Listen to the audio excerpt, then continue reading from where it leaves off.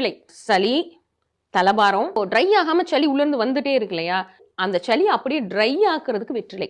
வெற்றிலை எப்படி பயன்படுத்தணும் அப்படின்னு பார்த்தோம் அப்படின்னா, அதனுடைய நுனியையும் காம்பையும் நம்ம ரிமூவ் பண்ணிடணும். ஏன் அப்படின்னா, அதில தான் அந்த ஃபைட்டோகெமிக்கல்ஸ்ன்னு சொல்லக்கூடிய அந்த தன்மை எதில இருக்குன்னா, காம்புலையும் நுனியிலையும் இருக்கு.